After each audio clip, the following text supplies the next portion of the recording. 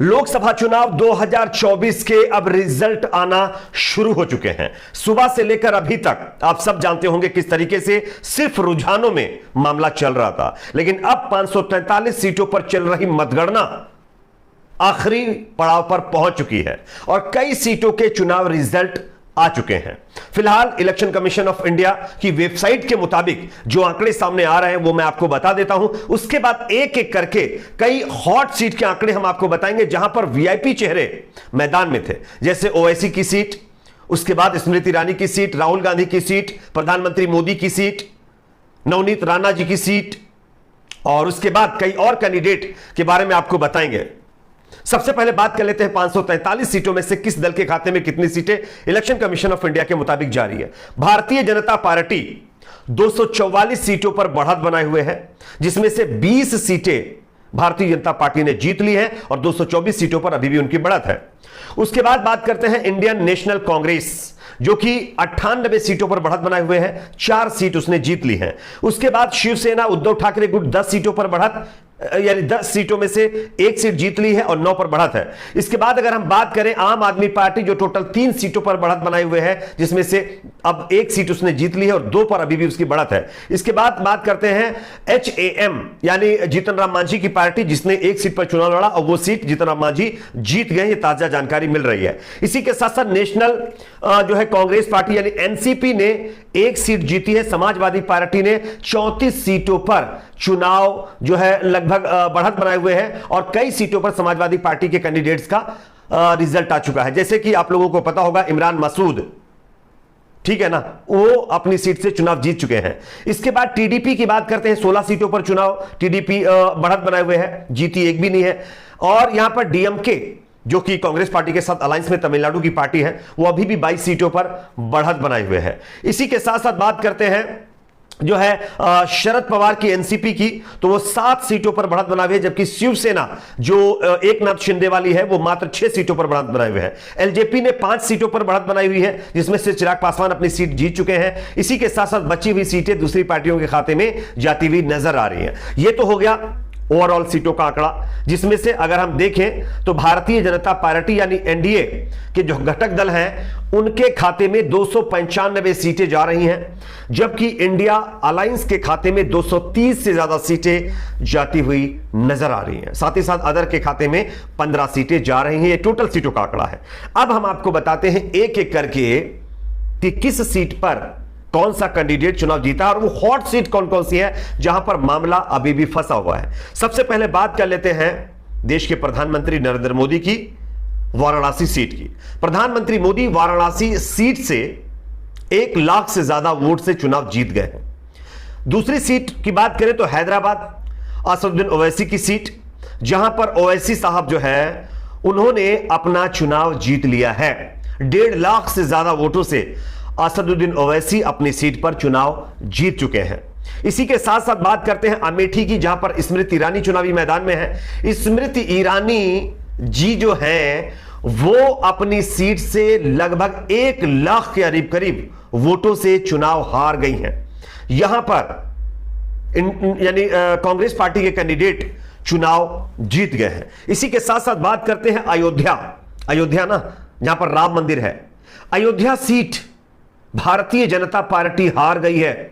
यहां पर समाजवादी पार्टी के जो कैंडिडेट हैं वो चुनाव जीत गए हैं और जीत का मार्जिन आपको पता है 40,000 से ज्यादा वोटों से भारतीय जनता पार्टी के जो कैंडिडेट यानी भारतीय जनता पार्टी के जो कैंडिडेट है वो चुनाव हारे हैं। समाजवादी पार्टी का जो कैंडिडेट है वो चुनाव जीत गया है।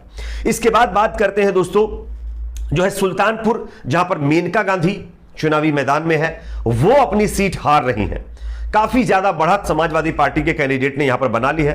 इसी के साथ साथ बात करते हैं कन्नौज की, जहां पर अखिलेश यादव ने अब लाखों वोटों से बढ़त बना ली है। डिंपल यादव ने भी अपनी सीट जीत ली है। इसी के साथ साथ निरहुआ आजमगढ़ चुनाव हार चुके हैं। यहां पर समाजवादी पार्टी के कैंडिडेट चुनाव जीत गए हैं। सबसे चौंकाने वाली बात तो यह है कि मोदी सरकार में लगभग 5 मंत्री हैं, जिसमें अजय मिश्रा टेनी, स्मृति ईरानी, महेंद्र नाथ, भानु प्रताप वर्मा, कौशल किशोर, ये तीनों कैंडिडेट अपना अपना चुनाव हार गए हैं। इसी के साथ साथ एक और बड़ा अपडेट सामने आ रहा है, हिमाचल प्रदेश से जहां पर असेंबली इलेक्शन, जो बाइपोल असेंबली इलेक्शन हुए हैं, उसमें बीजेपी का सुपड़ा साफ हो गया है। 4 सीटों पर मतदान हुआ है, चारों के चारों सीटें कांग्रेस पार्टी ने मध्य प्रदेश के अंदर विधानसभा उपचुनाव की जीत ली है। यह बहुत बड़ी खबर जो कि बीजेपी के लिए बड़े झटके वाली है। इसी के साथ साथ देखिए एक और बड़ी खबर है, उड़ीसा के अंदर जो असेंबली इलेक्शन हुआ है वहां पर भारतीय जनता पार्टी ने प्रचंड जीत हासिल की है। साथ ही साथ जो आंध्र प्रदेश के अंदर असेंबली इलेक्शन हुआ है, यहां पर वाईएसआर कांग्रेस पार्टी चुनाव हार गई है। यहां पर टीडीपी जो है चंद्रबाबू नायडू की पार्टी, वो चुनाव जीत चुकी है।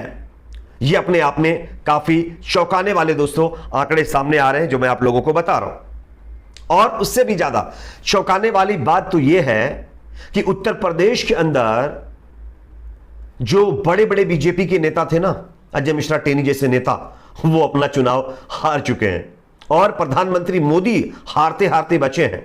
यह हालत हो चुकी है यूपी के अंदर। हां, अगर क्लीन स्वीप की बात करें तो हिमाचल प्रदेश और मध्य प्रदेश के अंदर कांग्रेस पार्टी एक भी सीट पर चुनाव नहीं जीत पाई है। इन दोनों राज्यों के अंदर भारतीय जनता पार्टी ने क्लीन स्वीप किया है। गुजरात की अगर बात करें तो गुजरात के अंदर एक सीट पर कांग्रेस पार्टी अभी फिलहाल बढ़त बनाए हुए है। अगर बात करें बिहार की, एनडीए 32, इंडिया 8 सीटों पर आगे चल रहा है, जबकि यहां पर टोटल सीटों में जैसा कि मैंने आपको बताया है कि बीजेपी बढ़त बनाए हुए है। उत्तर प्रदेश के अंदर 40 सीटों पर इंडिया गठबंधन, 39 सीटों पर एनडीए। महाराष्ट्र के अंदर 29 सीटों पर इंडिया अलायंस और एनडीए 18 सीटों पर अदर एक सीट पर आगे चल रहे हैं। ऐसा ताजा रुझान सामने आ रहे हैं जो कि मैं आप लोगों को बता रहा हूं। चलिए मैं कुछ और आंकड़े अगर यहां पर सामने आ चुके हैं तो आपको बता दूं। देखिए एक और सीट भारतीय जनता पार्टी ने निकाल ली है। टोटल 21 सीटों पर भारतीय जनता पार्टी चुनाव जीत गई है और इंडियन नेशनल कांग्रेस पार्टी 4 सीटों पर चुनाव जीती है। ऐसा इलेक्शन कमीशन ऑफ इंडिया के अकॉर्डिंग जो आंकड़े सामने आ रहे हैं उसमें जानकारी मिल रही है। तो ये कहीं ना कहीं चौंकाने वाले नतीजे सामने आए हैं दोस्तों। अगर अकेली बीजेपी की बात करें, भारतीय जनता पार्टी 241 से 42 सीटों पर सिमटती हुई नजर आ रही है। जो बीजेपी पिछली बार 300 से ज्यादा सीट लेकर आई थी, वो बीजेपी इस बार 250 का आंकड़ा पार नहीं कर पा रही है। ये प्रधानमंत्री मोदी और बीजेपी की बहुत बड़ी हार है। कांग्रेस पार्टी ने अपनी सीटों में डबल स्विंग किया है और उसकी सीटें डबल हो गई हैं। समाजवादी पार्टी ने बहुत बड़ा उलटफेर किया, 35 सीटों पर उनके कैंडिडेट बढ़त बनाए हुए, जबकि 4-5 सीटें समाजवादी पार्टी ने जीत ली है। तो ये फिलहाल आंकड़ा है। देखिए एक और बड़ी खबर वो ये है, भारतीय जनता पार्टी की 2 और सीटें कम हो गई हैं। अब इंडिया अलायंस जो है 2 और सीटों पर उसने बढ़त बना ली है। तो धीरे धीरे सीटें कम हो रही हैं और आंकड़े बढ़ रहे हैं, जिसमें हालांकि सरकार तो बीजेपी या हम कहें बीजेपी गठबंधन जो एनडीए अलायंस है उसकी बनती हुई नजर आ रही है। लेकिन हां, वो तमाम जो है दावे जो 400 पार के किए जा रहे थे वो हवाई हो गए और गोदी मीडिया यहां पर पूरी तरीके से एक्सपोज हो गया है। खैर, इस पर आपकी क्या राय कमेंट सेक्शन में बताएं। वीडियो को लाइक शेयर, चैनल को सब्सक्राइब जरूर करें।